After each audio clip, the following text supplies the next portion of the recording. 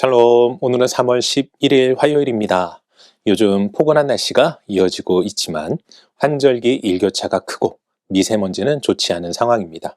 항상 개인 건강에 유의하시고 오늘도 승리하는 하루 되시길 소망합니다. 오늘 우리가 통독할 말씀은 사사기 9장에서 12장까지입니다. 오늘 말씀은 기드온의 죽음 이후 그의 자녀인 아비멜렉이 형제들을 살육하고 스스로 왕이 되지만 결국 요담의 예언과 같이 죽음을 맞이하는 내용으로 시작합니다.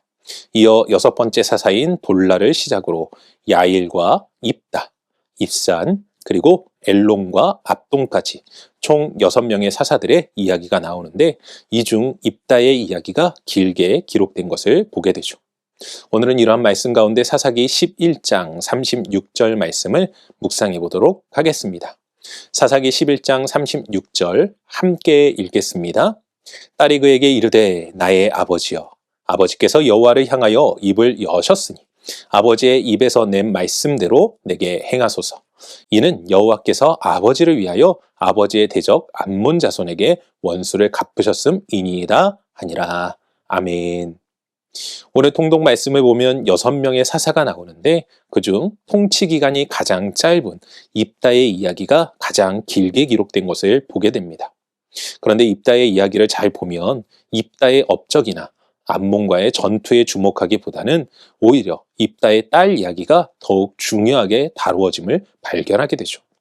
더욱이 입다와 그의 딸의 모습을 보면 정말 사사다운 모습을 보이는 것은 입다보다 그의 딸임을 알 수 있습니다.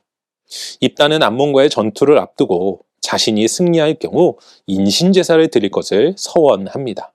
그런데 이는 이방인들이 행했던 제사 방법으로 하나님께서 금하시는 일이었습니다. 여러분 생각해 보십시오. 하나님께서 이스라엘 백성들에게 진노하신 이유가 무엇입니까? 바로 이방신을 섬겼기 때문입니다. 그런데 사사로 세워진 사람이 이방신의 제사법으로 하나님을 섬기겠다니요. 이게 말이나 되는 일입니까? 그에 반해 입다의 딸은 어떻습니까? 아버지의 서원 내용과 그 대상이 자신이라는 것을 알고는 말씀대로 행할 것을 이야기하지 않습니까? 이 모습만 봐도 사사 입다의 이야기 가운데 진짜 빛나는 사람, 말씀 속 진짜 주인공은 입다가 아닌 그의 딸이라는 생각이 듭니다. 그래서일까요? 오늘 말씀을 보면 이스라엘 백성들은 입다의 승리를 기념하기보다는 입다의 딸을 위하여 해마다 나흘씩 애곡했다고 이야기하고 있습니다. 사랑하는 성도 여러분, 오늘 말씀 속 진짜 빛나는 주인공은 누구라고 생각하십니까? 저는 하나님께서 세운 사사 입다가 아닌 그의 딸이 아닐까 생각해 봅니다. 그러니 우리 모두 입다의 딸의 모습을 통해 진짜 빛나는 인생, 주인공의 삶을 살아갈 수 있기를 소망합니다. 그러기 위해서는 입다의 딸의 고백과 같이 나의 뜻, 나의 원대로가 아닌 하나님 아버지의 입에서 나온 말씀대로 행해야 합니다. 그리고 반드시 기억하십시오. 하나님의 말씀은 살아있습니다. 우리가 그렇게 하나님의 말씀대로 행할 때 살아있는 하나님의 말씀을 통하여 우리의 삶에 능력이 나타나고 그 능력을 통해 우리 인생은 빛나는 인생, 주인공의 인생이 될 줄로 믿습니다. 오늘도 말씀을 깨닫고 그 말씀대로 살아감으로 밝게 빛나는 주인공의 삶을 살아가시는 모두가 되시길 주님의 이름으로 간절히 축원합니다. 기도하겠습니다. 사랑과 은혜가 충만하신 아버지 하나님 감사합니다.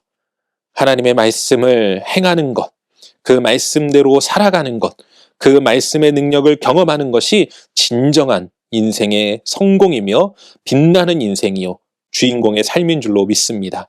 우리가 그러한 삶을 살고자 오늘도 주님의 말씀을 가까이 하며 그 말씀을 삶으로 살아내기 원하오니 아버지 하나님 그 말씀의 능력이 우리 가운데 함께하게 하시고 말씀을 통하여 주님의 도우심을 충만하게 누리는 인생 될 수 있도록 도와주시옵소서. 오늘도 주님의 뜻을 구하며 그 말씀대로 행하기를 결단하며 나아가는 우리의 인생 속에 도우시고 함께 하시는 주님을 찬양하오며 이 모든 말씀 우리 주 예수 그리스도 이름으로 기도합니다.